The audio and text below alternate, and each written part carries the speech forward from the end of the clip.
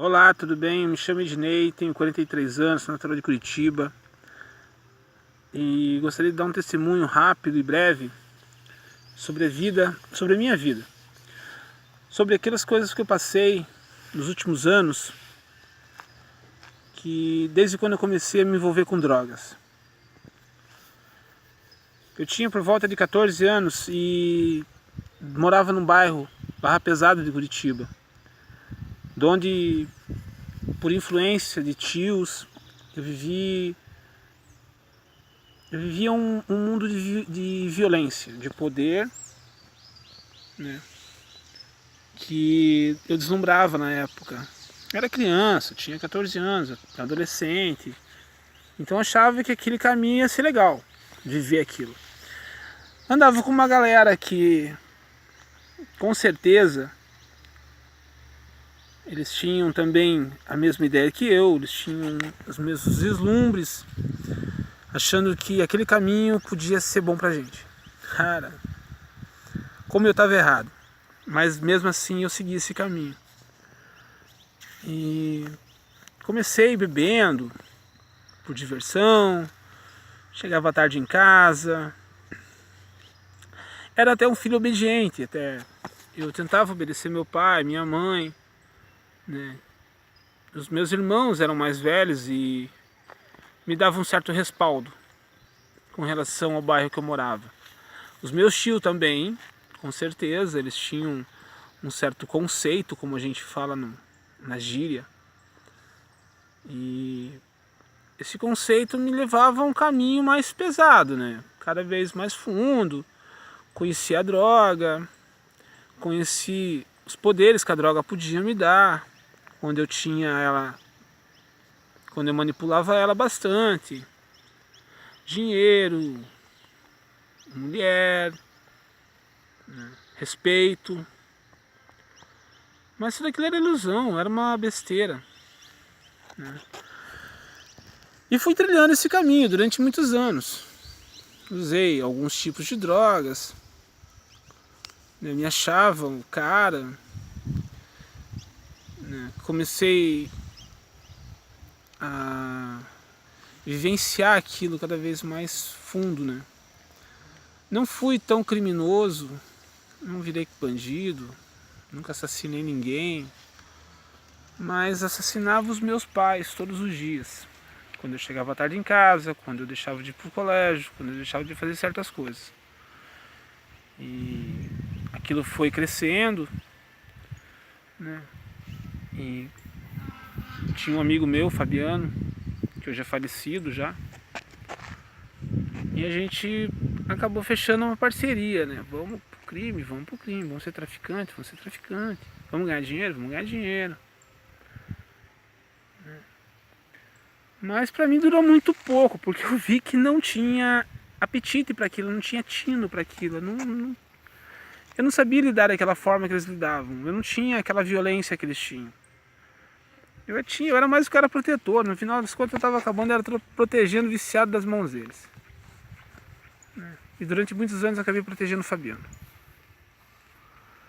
E em determinado ponto da minha vida eu conheci uma pessoa que mais tarde foi ser a mãe do meu filho, que me casei. Fiquei 16 anos casado com ela. Uma pessoa incrível, excepcional, uma mulher guerreira que me aturou durante 16 anos na vida dela. Né? Do meu lado, graças a ela e graças ao meu filho, com certeza hoje eu estou vivo, né? Mas ela sofreu muito na minha mão. Ela sofreu com o meu uso de drogas, com os meus perdidos que eu dava nela, né? Por mais que eu trabalhasse, por mais que eu ainda conseguisse manter uma vida profissional razoável, mas dinheiro, objetos, bens não supria a minha ausência de marido, não supria a minha ausência de pai para o Gustavo. Muitas vezes eu deixei meu filho esperando para ir no cinema. Muitas vezes eu fiz isso.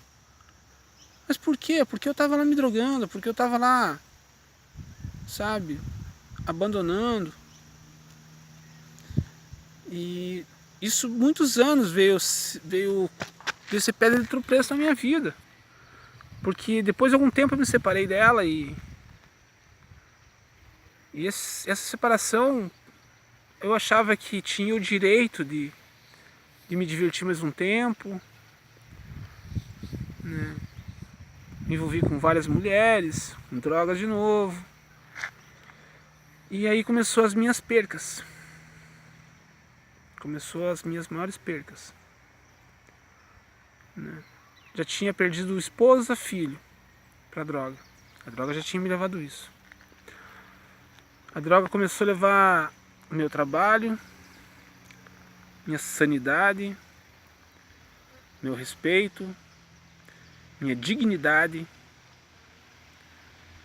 e sucessivamente muitas outras coisas.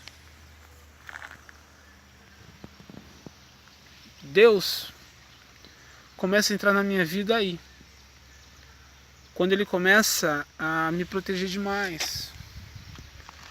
Eu não entendia porque certas coisas não aconteciam comigo.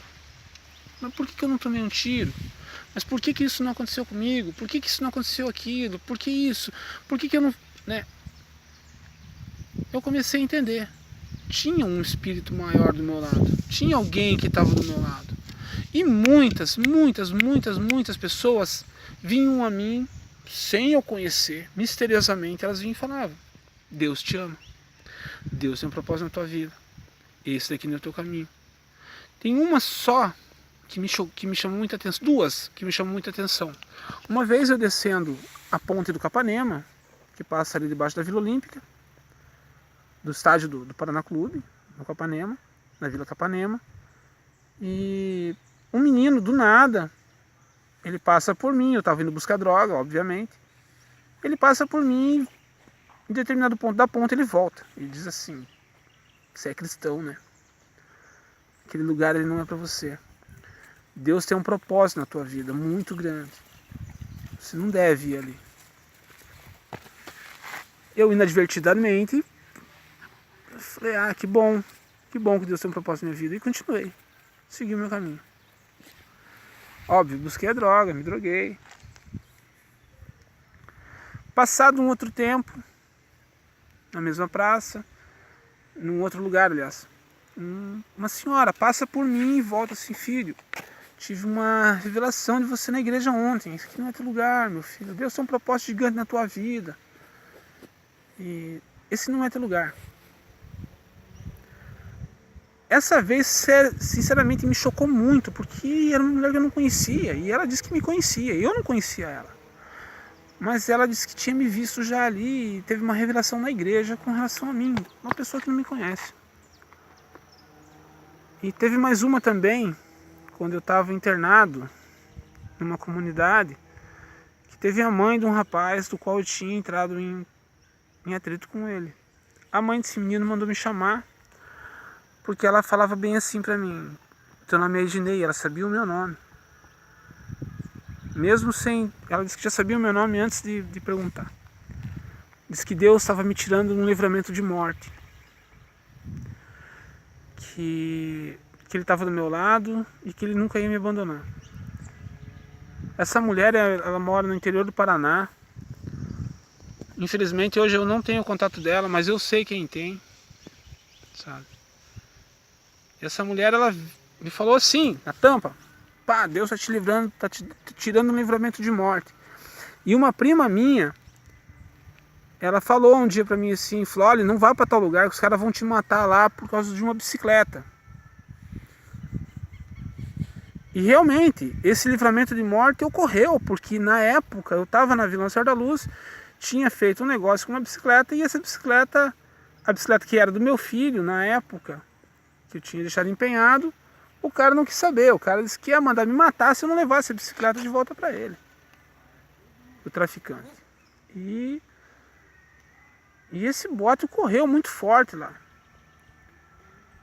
Então eu comecei a entender 3 vezes. Então são coisas que é muito grande para se banalizar, para se deixar escapar. E dessa vez eu estava dormindo numa caixa, no portão, pleno centro de Curitiba, atrás do museu.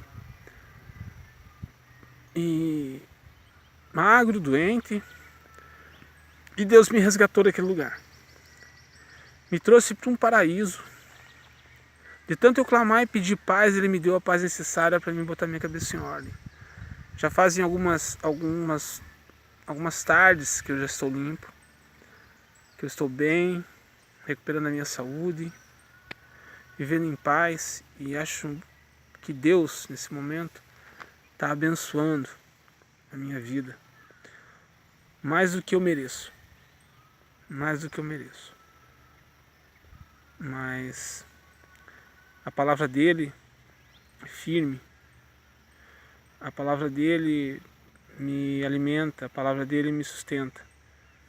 Pois quando Jesus foi tentado pelo diabo, o diabo chegou, bota 2 pedras na frente de Jesus e diz assim: está com fome, transforma esse pão, dá ordem para essas pedras se tornem pão. E Jesus olha para o diabo e fala assim: nem de pão só vive o homem, mas de toda a palavra que vem da boca de Deus. E hoje eu vivo da palavra, me alimento da palavra de Deus. Ainda tenho muito que crescer. Hoje peço para Deus que eu diminua, para que Ele cresça em mim. E em nome de Jesus eu agradeço esse momento, esses minutos que vocês dispensaram por mim. Obrigado para aqueles que me conhecem, que me fizeram alguma coisa por mim. E Deus abençoe aqueles que ainda sofrem a miséria da droga. Que Deus venha estar guiando seus caminhos e alimentando suas vidas com o Espírito Santo de Deus. Obrigado, até mais.